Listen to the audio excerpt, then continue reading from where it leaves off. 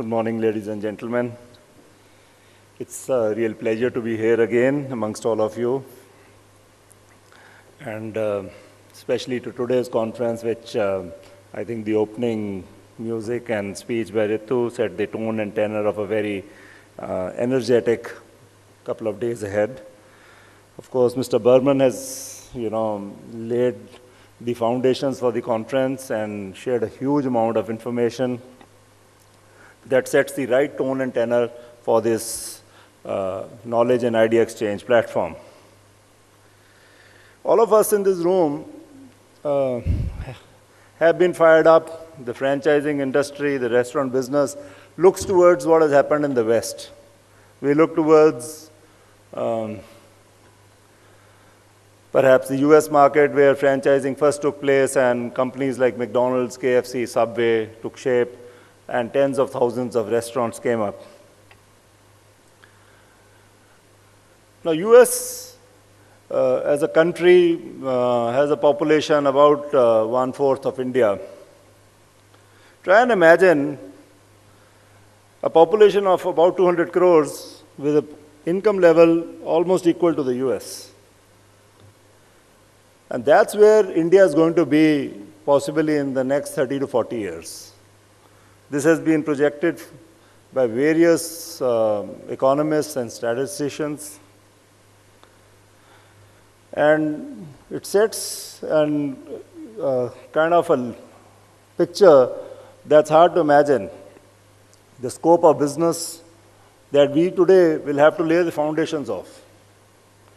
It's over here that with this sort of a potential that is facing us and our young population growing up, that companies will need to take a look at what has aptly been done this time by Ritu and her team, think global, eat local.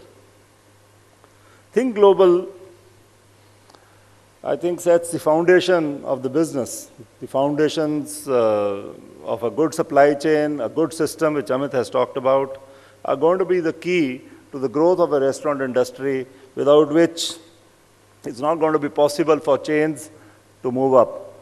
The unique ideas and business propositions that are developed by each one of us in this room will have to be made franchisable, repeatable in location after location as a young India grows up and demands their favorite brands in their neighborhood.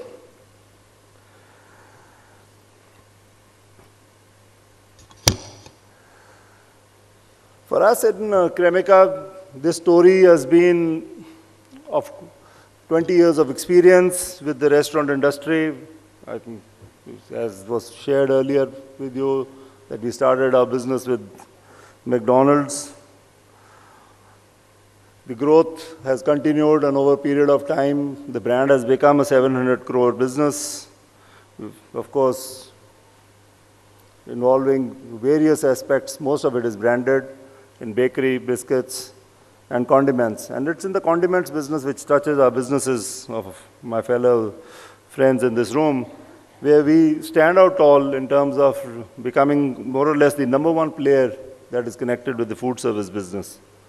So we today have reached a position where we are the leader in the mayonnaise business and the #3 brand in the ketchup business nationally. But perhaps in the food service industry, we've really not done a full survey, but given our brand penetration, we could be the leading player. Most of the business has been based on sound quality, deep commitment to innovation, and it's over a period of the last 20 years, I have seen that establishments that have connected themselves with quality in all aspects of their working have consistently grown and become large businesses. We have seen that establishments that have been joining hands and working well, they don't work with us because they want to work with us, but it's because they generally believe in quality around all aspects of their businesses, that we've seen almost 20% increase in businesses happen over various customers. And it gives a great sense of pleasure and satisfaction when you see that you made a difference to businesses and helped them grow and become profitable.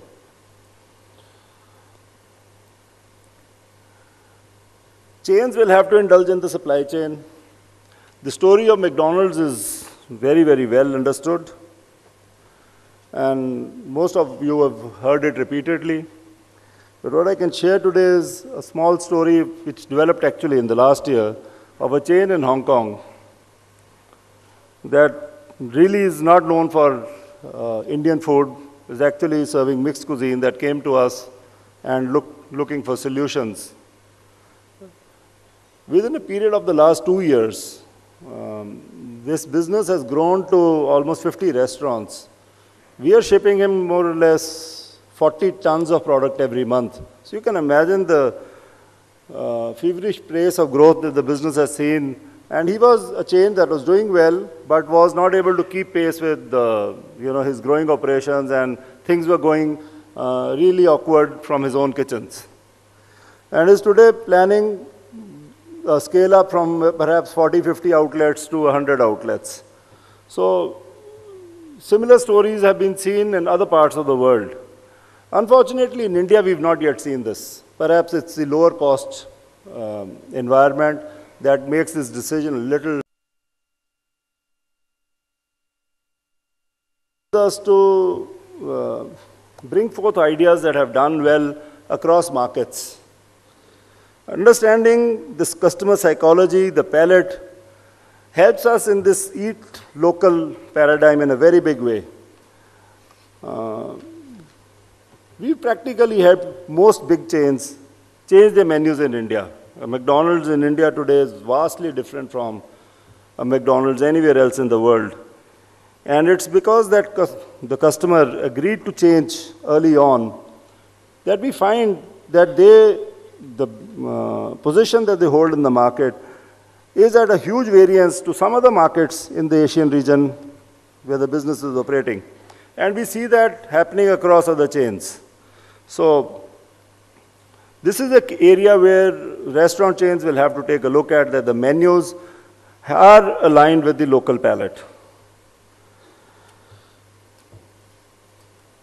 A couple of years that we've seen we've seen a huge growth in the last decade. But in the last 2 years, there's been a fair amount of stress. Inflation has eaten into the bottom lines. It has taken customers away. And this is the point at which businesses have had to take huge decisions. For us also, we've been seeing that restaurant chains, when we are dealing with them, and the stress that has been coming across has had to be dealt with. And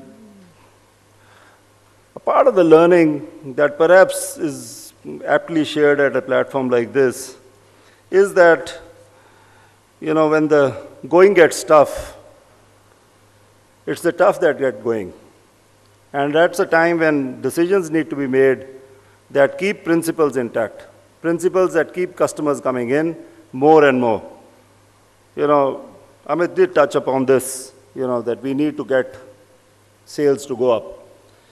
And when the customer is not having enough money, it comes a tough call that how do I retain my customers and how do I get more of them in? For us in the branded goods space also has been a very similar story, that we were projecting this and we were wondering how we are going to deal with. Inflation on the tomato side last year was more or less 100%. A very tough position for a company like me. It's at this point, and I want to share this story with all of you because it's perhaps has a deep impact on all our businesses, is when this inflation was hitting, most companies around us actually took the decision of cutting down raw materials, going for cheaper, lower quality goods. And we went back to our drawing boards and actually started figuring out what's going to get customers into the restaurants. Is it going to be a cheaper condiment that is going to save 10 or 20 paise for a plate? Or do we need to get the spark back and improve quality and help customers make a difference in the market. So while companies were looking at cutting costs, we actually took the reverse call of upgrading product quality across all our range. Instead of using local paste or using raw materials from China, we actually moved to the US. So the visible difference in the product quality actually got recognized across by customers, by critics like Veer Sanghvi and others. But more so, what we noticed was that throughout the last year, while the fast-moving goods industry was also not doing well and the restaurant industry was extremely, extremely stressed, our business in this segment was actually growing close to 40%. We were not adding too many new customers, but our existing customers were doing better. So we were having a lot of happy customers. Of course, it was painful. These decisions were not easy, and our customers had to kind of walk the talk with us. It was a partnering situation. And we stand here today with a sense of delight that yes, we helped our customers do better, we got in more customers for them, and we got more recognition for ourselves.